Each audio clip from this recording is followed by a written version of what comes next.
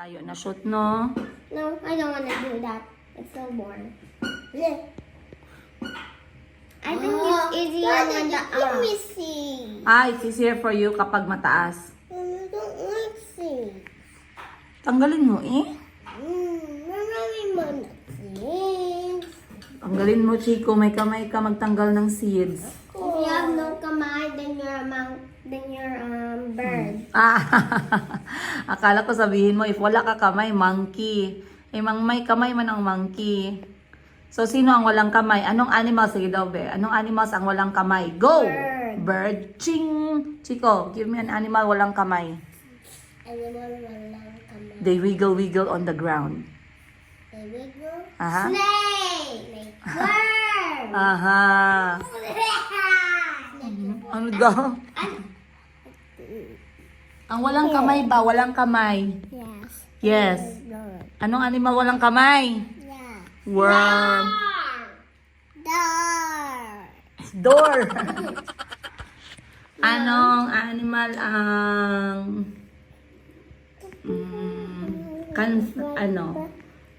can go to water and on the land? Shark. Crab, tama. Turtle. Aha.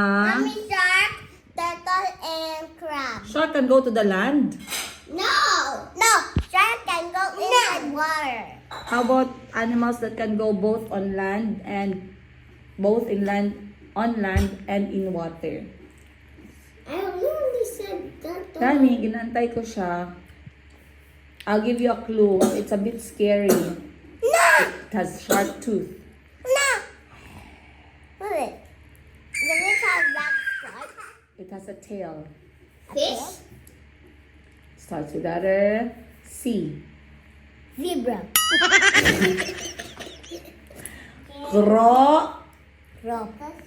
Crocodile. Ching! Tama. How about Chico? Chico can go Mommy, who goes in the desert? in the where? In the desert. Desert? Tunnel. It has like one big back. Hump. It has a big good job. It has a hump, diba? I think that's camel.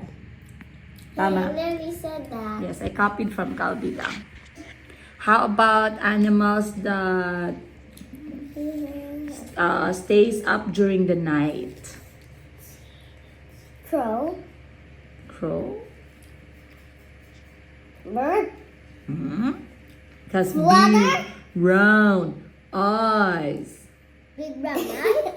It's in the Gruffalo story. The mouse. The mouse. The mouse who It has says, a big... Hoot! Hoot! Owl. Correct. Ano answer? I was gonna say fly.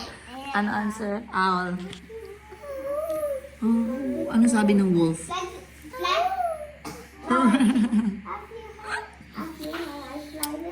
Si Mayumi na nagabalat ng itlog na kinakain niya. And then, tinatanggal niya yung yolk. Masarap.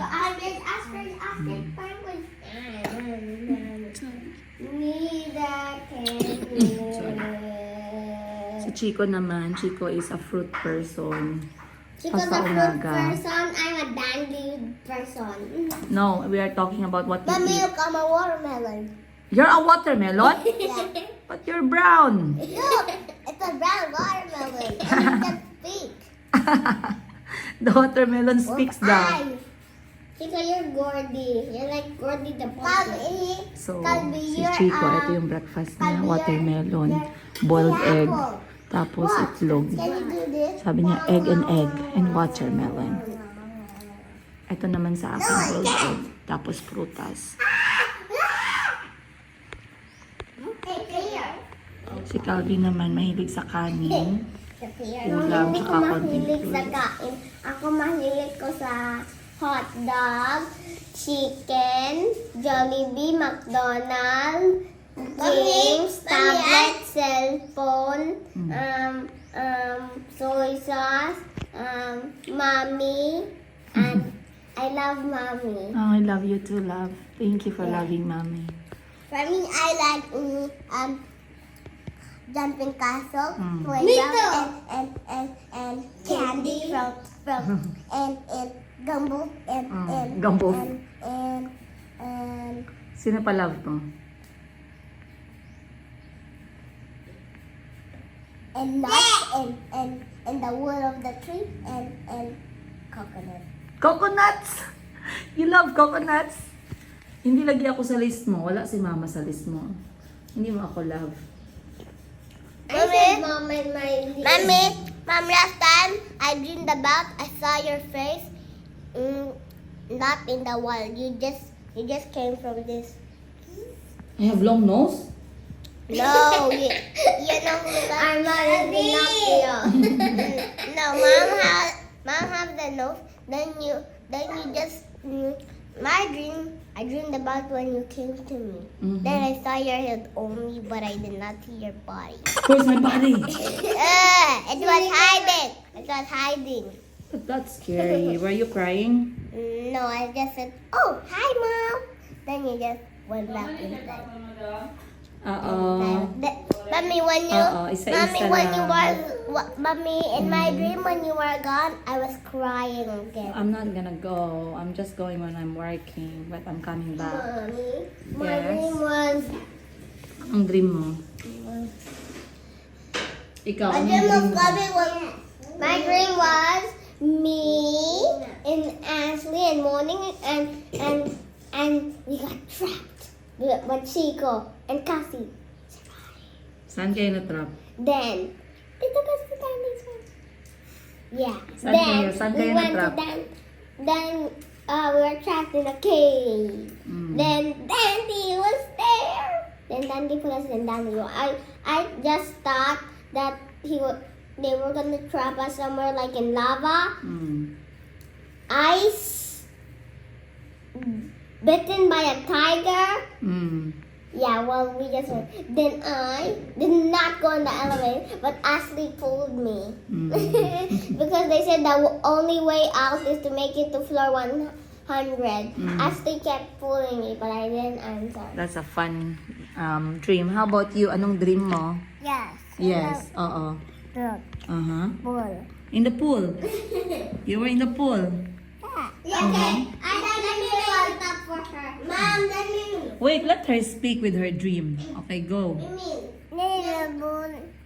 Mm-hmm. You were in the pool and then... Then she was in the dandy pool after no. And then simple sorry box and then the annoying pool game. She ran away because the pool was so annoying. Then the end. Okay, let's finish our food. Then Mayumi was swimming in the pool. But Dandy threw Mayumi in the deep pool. Then Mayumi was caught in the shark. Then she did. No, there's no shark. There's no shark. It's supposed to be Dandy or Astro. No! It's Sharky. Sharky? No. Sharky. Finish your food na, sige na kayo mag-practice pa tayo ng reading.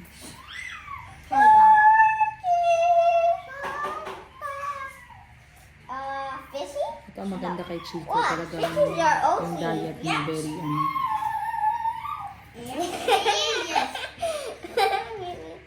Mimi is very funny. Kiss ako din.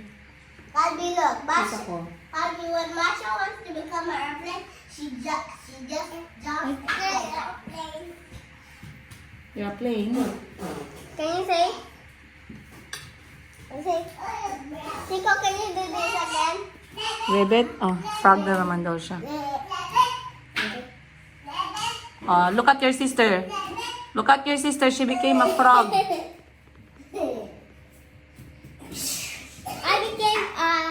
Up. I became a twisted dandy. Wala pa ang food ninyo.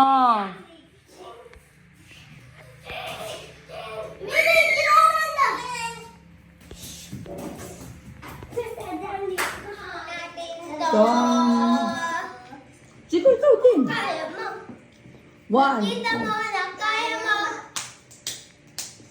Nakita mo na kaya mo. Nakita mo na kaya mo. Nakita mo na kaya mo. Araw natin to. Yay! Woo! natin to. Wow, good job. Bow. Guys, paldo tayo ngayong buwan dahil nakatanggap ako ng message galing kay Mr. Yiga. Hindi ko alam kung ano nangyayari. Gusto kong i-pray, mag-ask ng sign kay Lord kung anong nangyayari at para pong bumabait ang galawan ni Mr. Yiga lately. So basically, naalala ninyo na siya po ay nag-share, nagpadala siya ng unang sustento niya sa mga bata. At in fairness naman talaga, ay ako naman nagpasalamat. Pinalaki naman tayo ng nanay natin na marunong magpasalamat. So kung meron man ako mensahe sa kanya, dahil sa ginawa niya the last 3 years na hindi siya nagsuporta sa mga bata, nasabi ko yun, naparamdam ko sa kanya ng bongga, no? And kung ano man ang nangyayari ngayon, neto sa pagbabago niya lately, ayoko mag-isip ng bongga, okay? Ayoko mag-overthink. Pero nakakapagtaka, 'di ba? Nakakapagtaka. So ngayong buwan na 'to, nagpadala po ulit. It's second month, 'di ba? Pinutol niya ang kanyang ang hindi niya pagsustento ng 3 taon. Pinutol at biglang nagpadala at ngayon on its second month na.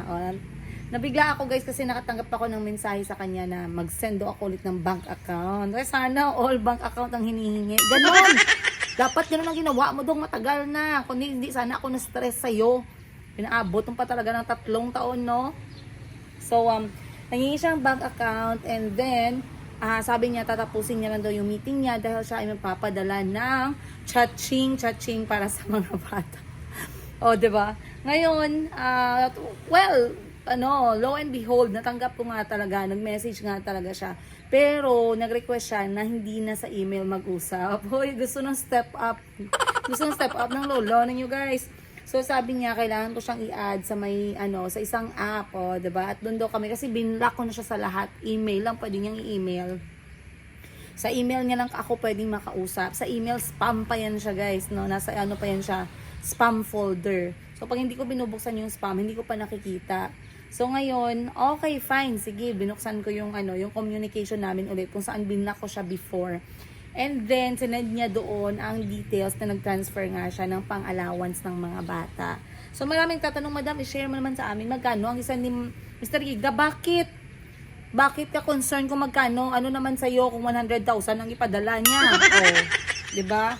Maya, i-chika mo na naman kay Jablo, maghingi na naman ng porsyento yun. Okay. So, ngayon, sabi niya ay, nakapagpadala na nga daw siya. And sinek ko nga online. Pumasok naman talaga. So, syempre, mabait ang lola nyo, guys, no? Mag-appreciate tayo ng mga blessing regardless kung saan ang galing niya. Nagpasalamat ang lola nyo. Pagpasalamat ng lola nyo, naghingi siya ng picture ng mga bata. Hindi naman ako, sabi ko nga, wala naman akong problema as nanay. Madali akong kausap. Sobrang dali akong kausap as ex. Madali akong kausap as nanay. Tayuan mo yung responsibilidad mo. At alam niya yan, kasi yan din yung mensahe ko sa kanya ever since nagkahiwalay kami. Kahit nasa Uganda pa lang kami, kahit nung bagong dating kami sa Pilipinas, isa lang yung sinabi ko sa kanya, wala kang magiging problema sa akin as ex. Wala kang magiging problema sa akin as nanay ng mga bata. Ang importante at ang isipin mo at ang panindigan mo ay ang iyong responsibilidad as lalaki, as tatay ng mga bata. And then, promise ko sa iyo hindi sasakit ang ulo mo sa akin. Gusto mong pirmahan ko ganitong papeles, pipirmahan ko, 'di ba? Gusto mong ma-meet yung mga bata, i-meet natin 'yan. I-meet natin yung bata sa iyo. Gusto mo hiramin yung mga bata kapag nandito ka sa Pilipinas, go for the gold tayo diyan. Hindi ako makikipag-away, hindi ako maghahanap ng kahit na anong, hindi kita papahirapan in short. Okay? Pero isa lang yung gagawin mo, tayuan mo yung responsibilidad. At nung hindi niya nga tinayuan yung responsibilidad niya, ay talagang it really made things easier for me. Kasi it led me to the decision to cut all ties with him. And that's what happened. Okay? And now, akala niya siguro nag-joke-joke si Lula nyo guys, no? Akala niya siguro nag-joke-joke si Princess Yiga na hindi ako seryoso sa ginasabi ko. After almost 3 years, wala talaga akong contact sa kanya. Pati ang mga anak ko, gibawalan ko talaga ng any contact sa kanya kasi klaro ang aking kondisyon. Sobrang klaro. Okay? So ngayon, siguro naisip niya, na-realize niya siguro not unless may tanning siya or not unless gusto niya ako magpirma ng divorce paper, baka may gusto siyang Pilipino na gusto niyang pakasalan sa Pilipinas at hindi niya mapakasalan dahil nga nakakasal pa yung pangalan niya, nakarecord sa Pilipinas, nakasal pa siya sa akin. Hindi ko nga alam kung anong rason, no? Pero, ito yung sinasabi ko na nabigla din ako sa pagbago niya. Siguro iniisip niya at seryoso pala talaga siya nung sinabi niya na yun lang talaga dapat yung gagawin ko para maging okay ang lahat. Tama ka dong. May tama ka dong. Okay? Sa wakas may na-realize ka din na tama. May sinabi ka din na tama. Kasi yung last namin na video call, bago nangyari itong sustento, may lumabas sa bunganga niya na talagang na-appreciate ko, which is, I would like us to talk about how best I can support you in raising the children. At talagang sobrang naging proud ako sa moment na yun. Proud na proud ako sa iyo sa moment na yan na sinabi mo yan. At sinabi ko talaga sa kanya yon. Okay? I want us to focus on what you said. I liked what I heard. Sabi ko sa kanya, nagustuhan ko yung sinabi mo, doon tayo mag-focus, you are right, that's what I wanted to hear from you. How best can you support me in raising the kids? Kasi raising the kids, I don't mind. Having all the kids with me, I don't mind. But you should be able to support the children or me in raising them. Okay? So ngayon, nahingi siya ng picture. Ang next mo natanggap, guys, actually, nagpasalamat siya. Nakita niya yung picture ng mga bata. Nag-send ako ng isang picture na kompleto yung mga anak ko. Syempre, hindi ako kasama sa picture kaya I'm out of the equation. I'm not your option. Char! I'm not your option anymore. I'm not in that, in the picture. So, mga bata lang talaga. Maya-maya, ang sunod niyang message is natuwa siya. Sabi niya, wow, this is very nice. I thank Allah for what you are doing with the kids. And may Allah bless you abundantly for raising the children. Masaya siya at nakita niya ang mga bata na okay, na nag-aaral. Talagang sinabi niya.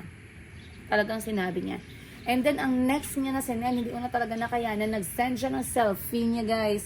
I don't know what for, pero sabi niya sa selfie niya, ipakita ko daw sa mga bata. Pero I don't think so, That is essential, di ba? Lalo na ngayon na hindi pa naman talaga ako sigurado kung hanggang saan niya tatayuan yung responsibilidad niya. So, kalmahan mo muna, Dodong, ha? Ang sarap niya sagutin, kalmahan mo muna, Dodong, malayo-layo pa, dong. Hindi ko lang baka yung 3 years nag-iiwan mo sa ere yung mga anak ko, times 10 ko yan, mga 30 years ka talaga mahirapan. Diba? So talagang very very grateful naman talaga ako and very happy na yun ang nangyayari ngayong linggong to. At talagang masaya ako sa nangyayari, to be honest. Maraming bitter kasi nagsabi ako na nag-share kasi ako sa Facebook, nasabi ko sa Facebook, ay ayan nga, biglang mabait si Mr. Yiga, at maraming naglabas ng kanilang opinion na kesyo makipagbalikan na daw, kinikilig daw sila, sana all kinikilig. Nakalimutan nyo na ba ang ginawa sa akin? Kalimutan nyo na ba? Ang 3 taon, ganun lang ba kadali? Ang sarap magdrama sa mga comment. Pero you cannot really blame them kasi it's always, there's always different opinions from different people. A lot of you guys here are still supporting a comeback for my family regardless of what happened. Madami din sa inyo ayaw na kasi alam niyo kung ano yung nangyari. Feeling niyo meron ng kailangan sa akin si Mr. Yiga. But trust me, you guys, I know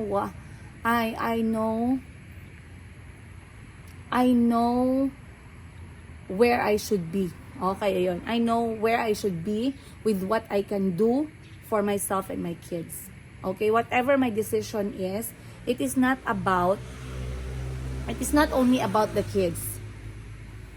It is not only about the family. On top of it all, okay, lagi kong sinasabi sa inyo, and I don't care if you judge me, I am the major guardian of the children. My health, physical, mental, financial, emotional, spiritual, all aspects ng kalusugan ko, ng health ko is my top priority. Kasi ako ang major guardian ng mga anak ko. So believe me when I say na despite of everything that's happening, I am always putting myself as the priority pagdating dyan. Hindi ko iniisip ang mga bata muna, guys. Kasi alam niyo kung bakit?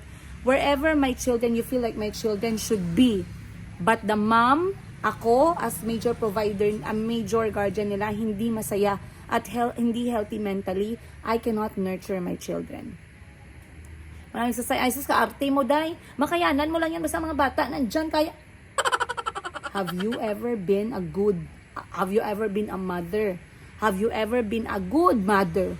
Have you ever been a mother who really, alam niyo yun, yung talagang focus mo yung mga bata. Okay? Kasi kung sa ano lang guys, yung love na yan. Yes, love can be, pwede mo siyang matutunan. Pwede kang ma-fall. Pwede kang mahulog ulit. Pero hindi eh. I've been there. And I did not have the peace of mind. I only wanted peace of mind in marriage. I only wanted my peace in marriage. And because I was the one who was really there for my children, na wala akong peace, wala akong mental peace, and wala akong emotional peace, it was so hard for me na maging present para sa mga anak ko, and it was breaking me. It was hurting me, kasi I really wanted to be present for them. I wanted to be really, alam mo yun, pag may ginagawa sila, yung nakikita ko sila, napapanood ko sila, yung na-enjoy ko talaga yung moment na kasama sila. I was not like that before. Kasi nga, in my head, I was already thinking about my marriage, it's falling out. Iniisip ko, nasaan yung asawa ko, sinong kasama, bakit hindi umuwi, kinabukasan na umuwi, hindi na naman kumain ng dinner. Ganun na umiikot yung mundo ko. So, it was not healthy at all. So, believe me when I say, despite of everything, I am still one of the priority para sa mga decision ko. My general health is a big factor for my decision.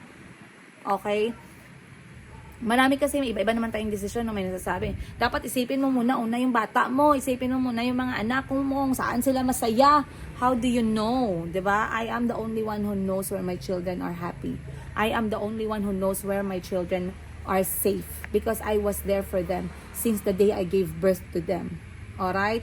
So, some things are better left like that kasi nga, it's better. It's just better. Let's not push that. Okay? So, right now, I am okay. I am civil. I am respectful. I am casual pagdating sa pag-uusap namin ni Mr. Yiga. Whatever is happening in the future, who am I to say? Because we don't know. We can only cross the bridge when we get there, di ba? But right now, let me be a co-parent para sa mga anak ko. Because my kids needed this and they deserve this, okay? If he really changed, kung talagang nagbago si Mr. Yiga for the children, then let him change. Walang problema. It doesn't mean we can be a family again. It doesn't mean we have a comeback. It doesn't mean I'm going back to him. But let him be a better person para sa mga bata. If that's what he wanted, ha? If that's what he wanted. So, like I said, for me, it's okay. Pag meron kang sustento, tuloy-tuloy yung sustento mo, ibig sabihin tuloy-tuloy kitang i-appreciate. No problem. And you deserve the appreciation because I know people has different choices eh. People can turn their back on you. Regardless kung tatay ka o nanay ka, they have a choice to turn their back on you. Okay? Some people would say, hindi mo naman kailangan magpasalamat. No! Magpapasalamat ako. Okay? Let me have that grateful heart. Let me have that humble heart. And kasi hindi naman ako talaga masaya nung hindi siya nagsuporta, pero ngayon na nagsuporta siya, it's okay. Let me say thank you. Kasi alam ko nagtatrabaho din siya eh. Pinagtrabahuan niya din yung pera na yun na binigay niya sa mga bata. And on top of it all, I want to thank him for realizing that he should really be there to support the children growing up. To make it at least easier for me as I raise these kids alone, physically on my own.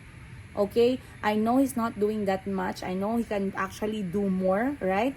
Pero sometimes kasi ang problema din natin as human, we are actually very, one, ungrateful. Number 2, hindi tayo kontento. Number 3, demanding tayo. Number 4, entitled tayo. Let's just try to be happy. Let's just try to be happy. I am happy. Wala man siya o nandyan siya, nagsuporta man siya o hindi siya nagsuporta, I am already happy with my children. I am humbled with all the experiences that I'm getting with my children. So, yes, sa lahat ng mga nag-send ng advices nila, na-appreciate ko po. Abangan ninyo ang mga chika-chika natin sa susunod na araw dahil medyo parang feeling ko may something going on. O, di ba? Something going on. But the kids are outside. Naglaro ka sila ng basketball kanina but now they're having a walk. At ako po yung natira dito sa bahay kasi I wanted to really, gusto ko muna titigan tong aking mga tanim. And I guess I'll see you guys shortly.